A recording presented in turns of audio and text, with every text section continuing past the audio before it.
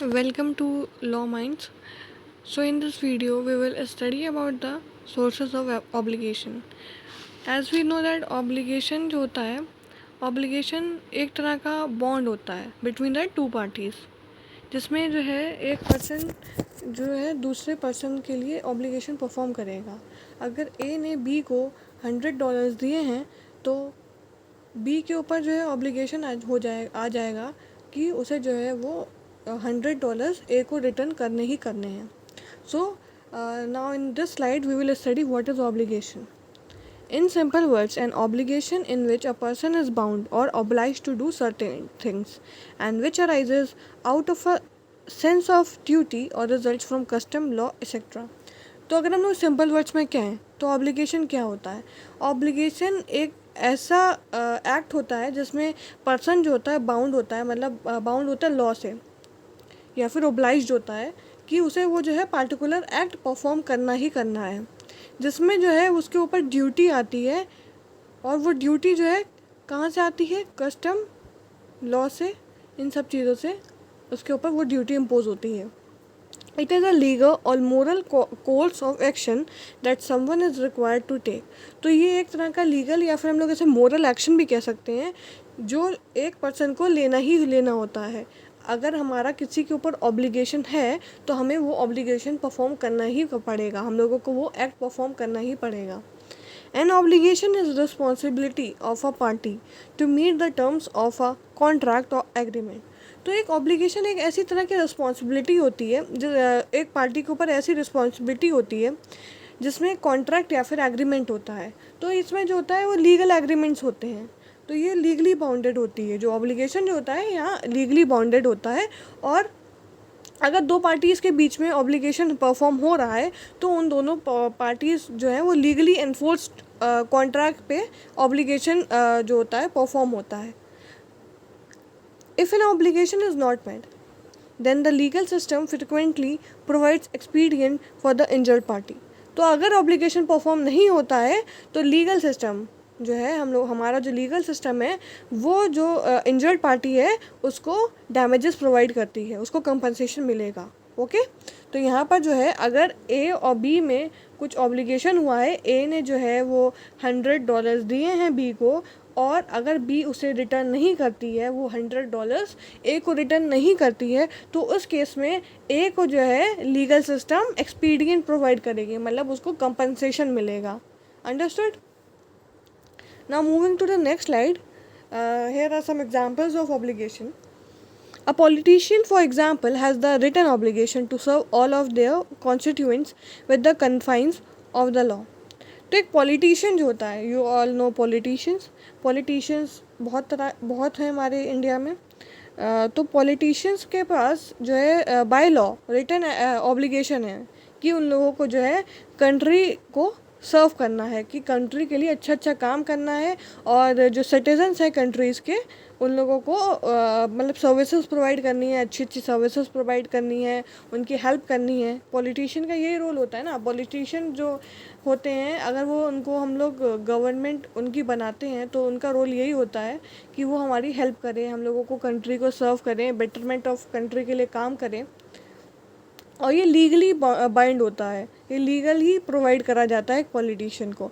But they may also have an unwritten obligation to make decisions that will affect their largest donors. तो यहाँ पर उनके ऊपर एक अनरिटन ऑब्लिगेशन होता है. लीगली बाइंडिंग ऑब्लिगेशन यहाँ पर नहीं होगा, मतलब लीगल सिस्टम उन्हें प्रोवाइड नहीं करेगा ये ऑब्लिगेशन, लेकिन उनके पास ये अनरिटन ऑब्लिगेशन होता है कि वो जो है अपने ऐसे डिसीजंस अगर वो जो है अपने डिसीजंस ले सकते हैं जिससे जो है पूरे जो कंट्री है उसके ऊपर इफ़ेक्ट भी पड़ सकता है. उनके पास ये अनरिटन ऑब्लिगेशन भी होता है. Now the next example is A has given $1,000 to B. Now B has obligation to return the money to A. तो यहाँ पर ये कह रहे हैं कि अगर ए ने जो है वो $1,000 दिए हैं बी को, तो बी के पास ऑब्लिगेशन है कि वो जो है ए को उसके पैसे वापस करे. इफ़ इन केस अगर बी जो है अमाउंट पे नहीं करता है तो वहाँ पर जो है उसको लीगल सिस्टम ए को क्या करेगा, कंपनसेशन देगा. यहाँ पर जो है लीगल सिस्टम इंटरफेयर करेगा. Now moving to the next, sources of obligation. तो ये जो मेन टॉपिक आ गया है हमारी स्लाइड का, हमारे मतलब इस वीडियो का, कि सोर्स ऑफ ऑब्लिगेशन जो हम लोग मेन टॉपिक है हमारी इस वीडियो का। An obligation is a commitment that a person or entity is morally or legally bound to fulfil the contract. तो एक ऑब्लिगेशन जो होता है एक तरह का कमिटमेंट होता है, दो पर्सन्स में जो है कमिटमेंट होता है कि वो जो है मोरली या फिर लीगली जो है वो उस कॉन्ट्रैक्ट को फुलफ़िल करेगी। जो उन दोनों के बीच में कॉन्ट्रैक्ट हो रहा है उसको फुलफ़िल करना ही पड़ेगा। Sources of obligation relate to the ways in which individuals और entities become legally bound to fulfil precise obligations और ड्यूटीज़। तो जो सोर्सेज हैं ऑब्लिगेशंस के वो किससे रिलेट करते हैं, एज इंडिविजुअल्स और मतलब एंटिटीज से वो कैसे रिलेट करते हैं, लीगली रिलेट करते हैं, जिससे जो है वो अपने ऑब्लिगेशंस और ड्यूटी उनके परफॉर्म हो। तो जो सोर्सेज हैं हमारे ऑब्लिगेशंस के वो इंडिविजुअल से ऐसे लीगली रिलेट करेंगे और वो बाउंड होते हैं जिससे उनके जो ऑब्लिगेशंस हो रहे हैं और ड्यूटीज़ हैं वो सारी परफॉर्म हों। तो obligations can arise from various sources. तो जो ये जो ऑब्लिगेशन के सोर्सेज हैं वो बहुत सारे अलग अलग डिफरेंट जो है ऑब्लिगेशन दूसरे डिफरेंट सोर्सेज से अराइज होते हैं।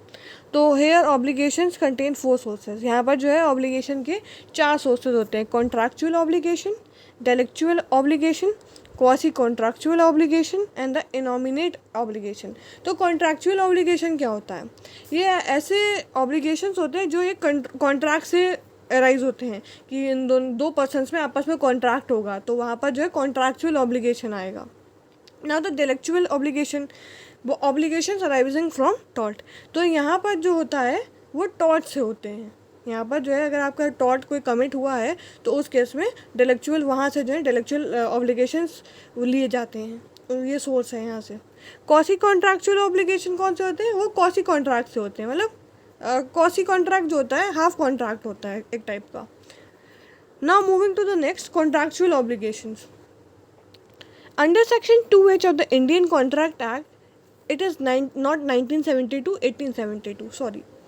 तो जो 2H है इंडियन कॉन्ट्रैक्ट एक्ट 1872 का, वो ये प्रोवाइड करता है, वो डेफिनेशन देता है कॉन्ट्रैक्ट की, कि कॉन्ट्रैक्ट क्या होता है। कॉन्ट्रैक्ट जो होता है एक एग्रीमेंट होता है इन्फोर्सेबल बाय लॉ।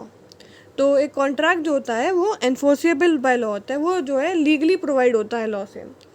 तो जो कॉन्ट्रैक्ट है वो एक एग्रीमेंट होता है दो लोगों के बीच में, दो पार्टीज़ के बीच में, और उस पर जो है वो लॉ जो है अपना वो कॉन्ट्रैक्ट जो होता है वो लॉ इम्पोज करता है on the both the parties. तो thereafter contract is an agreement between parties who legally bind themselves by the terms of agreement and such agreement must be enforceable by law. तो एक contract जो होगा वो दो parties के बीच में होगा जो लीगली बाइंड होती हैं, that are provided by the law and that are bounded by the law. और यहाँ पर जो होता है एग्रीमेंट में कुछ टर्म्स होते हैं, कुछ रूल्स होते हैं, और ऐसे एग्रीमेंट जो होते हैं वो एनफोर्सेबल बाय लॉ होते हैं, उनको जो है लॉ प्रोवाइड करता है। और इफ़ इन केस अगर वो कॉन्ट्रैक्ट जो है वो अगर दो पार्टीज जो है वो सही से परफॉर्म नहीं कर रही हैं तो उस केस में उनको जो है या तो कोई पनिशमेंट मिलेगी या फिर कंपनसेशन होता है वहाँ पर। Now obligations can arise from voluntary agreements or contract between two or more parties or people।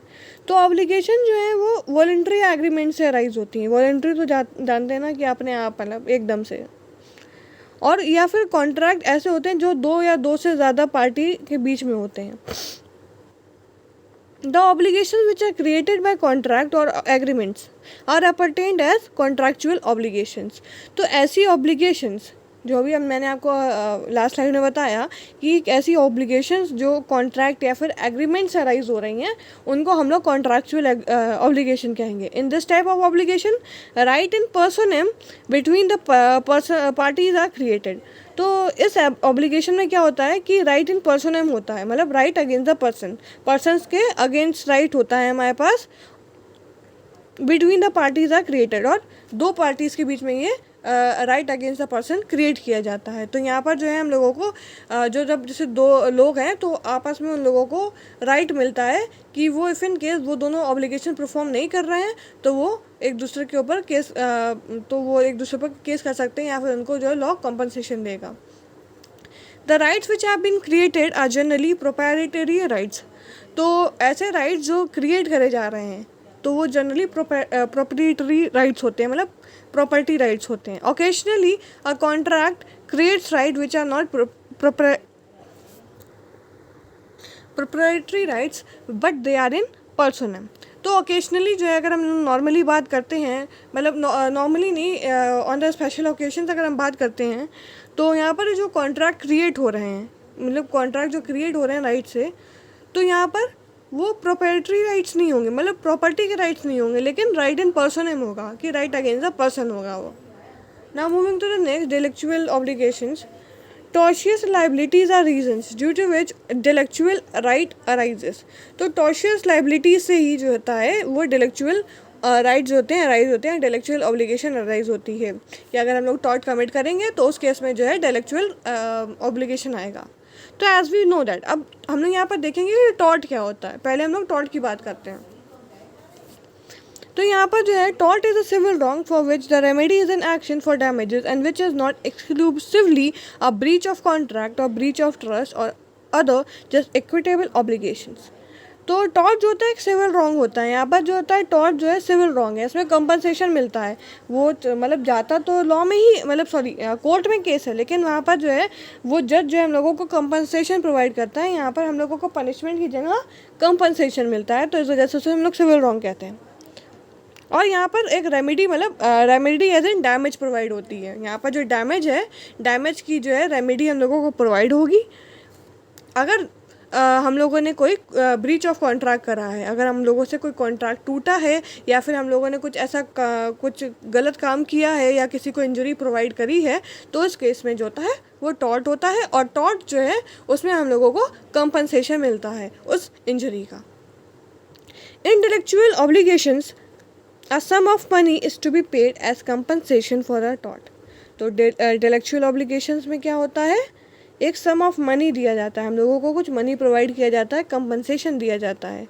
जो टॉर्ट कमिट हो रहा है उसके लिए हम लोगों को कुछ पैसे दिए जाते हैं as a compensation. Okay. In contract, there is always a legitimate agreement between the parties or people, and duties arising from such contract cannot be sanctioned on third person who is not the party to such contract. तो contract में हमेशा जो होता है, contract जो होता है वो लीगली होता है, लीगली एग्रीमेंट होता है, बाय लॉ होता है, वो लॉ प्रोवाइड करा जाता है, वो मतलब वहाँ पर स्टैम्प लगती है लॉ की. और पार्टीज़ के बीच में होता है, वो लीगली एग्रीमेंट होता है पार्टीज़ के बीच में. अब वहाँ पर जो है उन लोगों के ऊपर ड्यूटीज़ आती हैं, ऐसे कॉन्ट्रैक्ट्स में ड्यूटीज़ अराइज होती है, मतलब ऑब्लिगेशन आती है. लेकिन ये जो है हम लोग उन्हीं दो लोगों के बीच में कॉन्ट्रैक्ट हो रहा है, उन्हीं के ऊपर ये सब होगा. उन्हीं के बीच में कॉन्ट्रैक्ट हो रहा है, उन्हीं के ऊपर जो है कंपनसेशन आएगा, उन्हीं के ऊपर अगर ब्रीच कर रहे हैं तो उनको वो जो है इंजरी का कंपनसेशन मिलेगा, उन्हीं के ऊपर ड्यूटी आएगी. लेकिन कोई थर्ड पार्टी के ऊपर यहाँ पर जो है कुछ भी नहीं आएगा कि आप जो है मैंने उसके साथ बुरा किया लेकिन मेरी जगह थर्ड पार्टी कर रही है कुछ, उसको कंपनसेशन दे. ऐसा नहीं है. जिन दो पी के बीच में हो रहा है, जो इन दो मतलब कॉन्ट्रैक्ट में इन्वॉल्व है, वही जो है सब कुछ करेंगे, उन्हीं दोनों के बीच में कॉन्ट्रैक्ट होगा.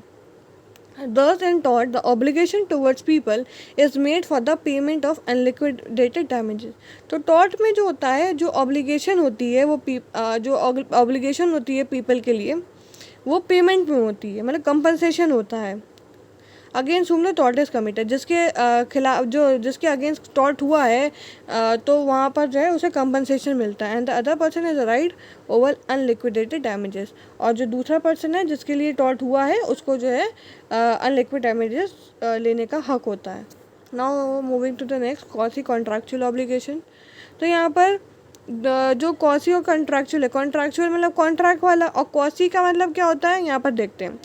The expression quasi is a Latin word. तो जो कॉसी टर्म है कहाँ से आया है, एक लैटिन वर्ड है, वहाँ से आया है, लैटिन टर्म है, जिसका मतलब है एज इफ या फिर सिमिलरली. तो इसका मीनिंग क्या हुआ, सिमिलरली एज कॉन्ट्रैक्चुअल ऑब्लिगेशन. मतलब ये जो होते हैं कॉन्ट्रैक्चुअल ऑब्लिगेशन की तरह ही होते हैं. तो यहाँ पर जो है ये कॉसी कॉन्ट्रैक्चुअल ऑब्लिगेशन जो होते हैं वो सिमिलरली ही होते हैं, मतलब उन्हीं की तरह सेम होते हैं थोड़े बहुत. ओके.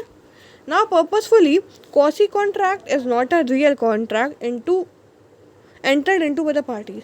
तो क्वासी कॉन्ट्रैक्ट कोई रियल कॉन्ट्रैक्ट नहीं है। जैसे कॉन्ट्रैक्ट हो रहा है दो लोगों के बीच में, मतलब ये रियल नहीं होते हैं कॉन्ट्रैक्ट, दो पार्टीज के बीच में रियल टाइप नहीं होता है, लेकिन होता है कॉन्ट्रैक्ट, एक तरह का कॉन्ट्रैक्ट है। It denote a contract in which law imposes an obligation on a person to perform an obligation on the ground of equity. तो ये जो है डिनोट करता है कॉन्ट्रैक्ट को, मतलब ये कॉन्ट्रैक्ट की तरह होता नहीं है, लेकिन हाँ हो रहा है कॉन्ट्रैक्ट, जिसमें ऑब्लिगेशन आती है दूसरे के ऊपर कि उसे जो है वो ऑब्लिगेशन पूरी करनी ही करनी है। तो इक्विटी के ग्राउंड पे, मतलब फेयरनेस के ग्राउंड पे जो होता है ये ऑब्लिगेशन परफॉर्म होता है। यहाँ पर जो है एक पर्सन को ऑब्लिगेशन परफॉर्म होता है।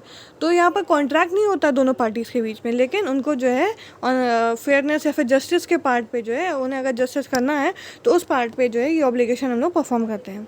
तो जैसे कोई जो पर्सन है वो अपना कोई सामान कहीं पर भूल जाता है, तो एक पर्सन के वो घर गया, जैसे कोई ए पर्सन है वो बी पर्सन के घर गया और ए पर्सन जो है वहाँ पर बी पर्सन के घर सामान अपना भूल गया, तो बी पर्सन के ऊपर कौन सी कॉन्ट्रैक्चुअल ऑब्लिगेशन आ जाता है कि उसे जो है वो रिटर्न करना है ए को जाके। उन लोगों में कॉन्ट्रैक्ट नहीं हुआ कि आप जो है मुझे रिटर्न करेंगे, कॉन्ट्रैक्ट नहीं हुआ, लेकिन ये on the ground of equity, तो बी के ऊपर ये ऑब्लिगेशन आ जाएगा, कौन सी कॉन्ट्रैक्चुअल ऑब्लिगेशन आ जाएगा कि उसे जो है ए को वो सामान देना ही पड़ेगा। तो quasi contract is grounded on the principle of equity. तो ये जो है जस्टिस के प्रिंसिपल पे काम करता है कि उस पर्सन को जो है उसको एक्सपेंडिचर प्रोवाइड करना ही होगा, दूसरे पर्सन को उसको फेयरली देना ही होगा। तो in other word a person should not admit और एक्सेप्ट एनी बेनिफिट अनजस्टली, कि एक पर्सन को जो है वो जो उसको एक कानूनी तौर पे जो बेनिफिट नहीं मिला है वो उसे जो है हड़पना नहीं है, उसे जो है वो रखना नहीं है अपने पास, उसको रिटर्न करना ही पड़ेगा। यही क्वासी कॉन्ट्रैक्चुअल ऑब्लिगेशन होता है। If so, he has an obligation on it, then she obliged to bring it back to the right proprietor. तो यहाँ पर जो है उसके ऊपर एक ड्यूटी होती है, वो ऑब्लाइज होता है कि उसे जो है राइट जिसकी प्रॉपर्टी है उसको जो है वापस करनी है। This type of obligation is called quasi contractual obligation. Now illustration, if X leaves his bag at Y's house by mistake, अगर एक्स जो है वो अपना सामान वाई के घर भूल जाता है बाय मिस्टेक, तो वाई के ऊपर क्वासी कॉन्ट्रैक्चुअल ऑब्लिगेशन है कि वो बैग जो है वो एक्स को रिटर्न करे। Thus, quasi contractual obligation are regarded as contractual by law. Law ही इनको quasi contractual obligation कहता है, ये लॉ के ही उससे प्रोवाइड करे गए। लेकिन इसमें जो है थोड़ी डिफरेंस होता है, एक्चुअली कॉन्ट्रैक्ट नहीं होगा लेकिन कॉन्ट्रैक्ट हो रहा होगा इसमें। These obligations were initially known as in Roman law as, Roman law में इसको क्या बोलते हैं quasi contractual obligations को? quasi है contractual एंड इंग्लिश लॉ में कैसे हैं? Quasi contractual. Okay, now the innominate obligation. Innominate obligation जो होता है एक ऐसा ऑब्लिगेशन होता है जो कि ना ही कॉन्ट्रैक्चुअल ऑब्लिगेशन है, ना ही इंटेलेक्चुअल ऑब्लिगेशन है, ना ही क्वासी कॉन्ट्रैक्चुअल ऑब्लिगेशन है, लेकिन ये जो है होता है इन ऑब्लिगेशन है। तो अकॉर्डिंग टू सेलमेंट ने कहा कि innominate obligation are a type of residuary obligation. तो रेसिड्यूरी ऑब्लिगेशन होता है ये। तो रेसिड्यूरी का मतलब तो आप लोग जानते ही होंगे कि जो और कैटेगरीज में फॉल नहीं करता है, वो जो बच जाती हैं चीज़ें वो इस जो होती हैं वो रेसिड्यूरी हो जाती हैं। तो जो है इनॉमिनेट ऑब्लिगेशन जो है एक तरह का रेसिड्यूरी ऑब्लिगेशन है कि वो बाकी जो 3 ऑब्लिगेशंस हैं जो सोर्सेज हैं ऑब्लिगेशंस में उसमें फॉल नहीं करेगा।